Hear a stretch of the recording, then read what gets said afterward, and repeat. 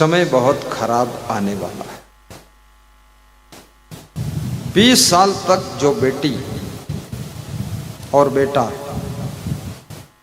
माता पिता के सानिध्य में पलता है, बढ़ता है, पढ़ता है, जवान बनता है, नए नए कपड़े पहनता है, जूते अच्छे पहनता है, मोबाइल भी, लेकिन जब वो पूर्ण जवानी को प्राप्त होता है माता पिता को भूल जाता है। फिर वो लड़का एक लड़की के रूप सौंदर्य में दीवाना हो जाता है, मजनू बन गया, मजनू। और वो लड़की लैला बन गई। लैला और छैला दोनों घूम रहे हैं। माँ बाप चिल्ला रहे कि मेरी भी तो सुनो। बोले बस अब सुनना बंद, अब दूसरी जगह से टेलीफोन लग चुका, आपका काम खत्म। माँ बाप दुखी होते, बेचैन होते, परेशान होते। माँ बाप की आज्ञा के अनुसार, समाज की मर्यादा के अनुसार विवाह करोगे तो भी पुरुष का विवाह स्त्री से होगा और लड़की का विवाह किसी पुरुष से ही होगा। ऐसा नहीं है कि माता पिता तुम्हारा विवाह कोई भैंस से कर देंगे या गदही से कर देंगे या कोई ऊंट से कर देंगे, ऐसा नहीं होगा।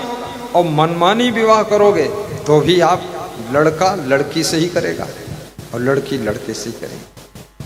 लेकिन सामाजिक मान सम्मान खत्म, माता पिता का मान सम्मान खत्म, तो उनका उपकार तुमने कहाँ पाया। सबसे बड़ी टेंशन वो संतान देती है जो मनमानी करती है। इसलिए मनमानी मत करो, थोड़ा अपने भाग्य का भी भरोसा रखो, किस्मत को भी थोड़ा आजमाओ। जीवन का लक्ष्य किसी लड़की को प्राप्त करना नहीं, किसी लड़के को प्राप्त करना नहीं है। जीवन का लक्ष्य आत्मज्ञान को प्राप्त करके इस आत्मा का मोक्ष प्राप्त करना है, इस आत्मा का मोक्ष प्राप्त करना है। जीवन का लक्ष्य पूरा तो वो तो बिल्कुल दूर हो गया। घर गृहस्थी में ही पूरा डिस्टर्ब हो गया। और माता पिता की सेवा भी करो। उनका स्वभाव तुम्हें पसंद नहीं है, तुम्हारा स्वभाव क्या सबको पसंद है? सच में पूछो तो अपना अपना चेहरा भी बहुत लोगों को पसंद नहीं। 99% ऐसे लोग हैं जिनको खुद का चेहरा पसंद नहीं, खुद की बुद्धि पसंद नहीं, खुद की अंगुलियों की डिजाइन पसंद नहीं, खुद की नाक की बनावट पसंद नहीं, वो नकटेढ़ा है, नकटेढ़ी है। कितने लोगों को तो अपनी ओंठें पसंद नहीं, बहुत मोटी हैं, भोदड़ है। और कितने लोगों को दांत पसंद नहीं, टेढ़े मेढ़े है, दांत खराब है, उबड़ खाबड़ है। कितने लोगों को तो दूसरे के दांत पसंद है। कहीं पर मेरा फोटो लगा था तो उसमें से दांत लोग काट ले गए। तो मैंने पूछा कौन काटा? तो वहां एक लड़का खड़ा था, बोला मैं काट ले गए। बोले क्यों काटा? बोले ये दांत अच्छे लग रहे थे, फोटो से दांत काट लिया उसने। मैंने कहा दांत उसमें तो नकली है फोटो। बोले जो भी हो पर अच्छा लगा तो दांत काट लिया। अब दांत पसंद नहीं, आपको अपने बाल पसंद नहीं, गाल पसंद नहीं, आपको अपने शरीर की लंबाई पसंद नहीं, ठिगनापन पसंद नहीं, मोटा पतलापन पसंद नहीं, लेकिन उस शरीर को ले लेकर रोज घूम रहे हो और शरीर को स्नान करा रहे हो, नाश्ता करा रहे हो, भोजन खिला रहे हो, शरीर में तेल मालिश कर रहे हो, शरीर को सुला रहे हो, मच्छरदानी लगा रहे हो। जब ये शरीर पसंद नहीं तो इसकी सेवा क्यों करते हो? माता पिता में कोई एक दो चीजें पसंद नहीं है, फिर भी उनकी सेवा करना चाहिए, फिर भी उनकी सेवा करना चाहिए।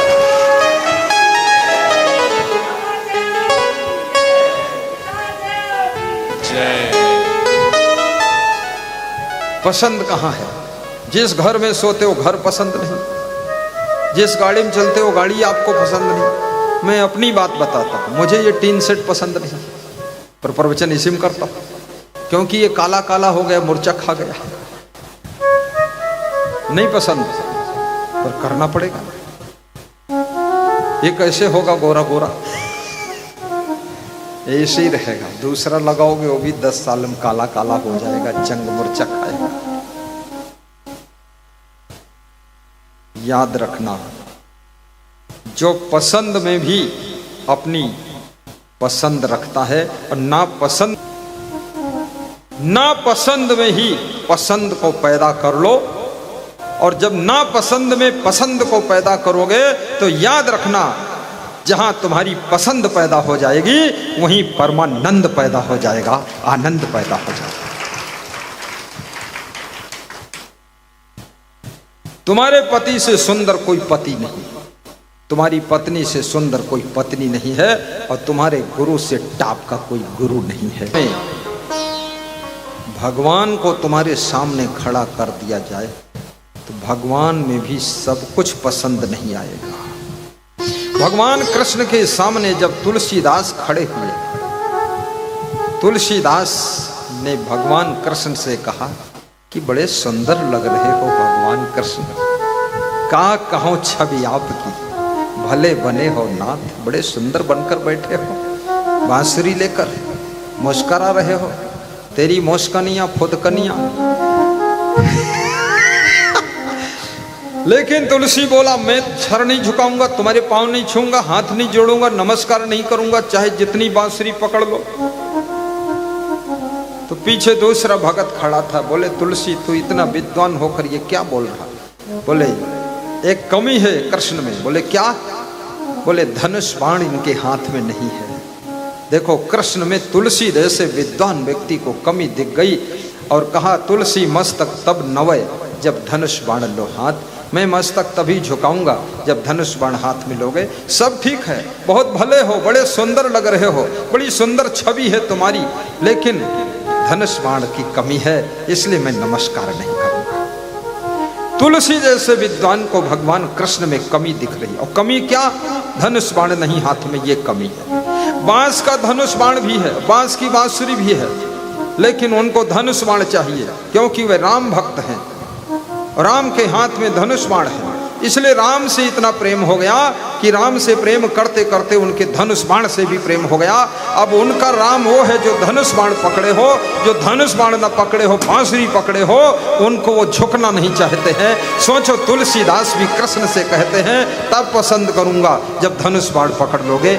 याद रखना, तुलसी जैसे को भगवान में भी एक कमी दिख जाती है, तो तुमको अगर पति में कोई कमी दिखे और कोई कमी पत्नी में दिखे, माँ में दिखे, बाप में दिखे, बेटा में दिखे, ये संसार ही कमी का संसार है, कमी से बना हुआ संसार है। यहाँ कमी ही रहती है और ये कमी खत्म नहीं होगी।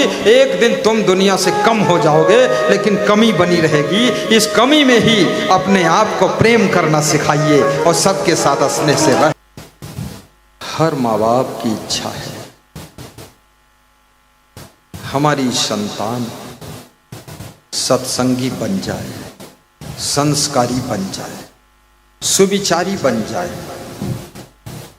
हमारा बेटा हमारी बेटी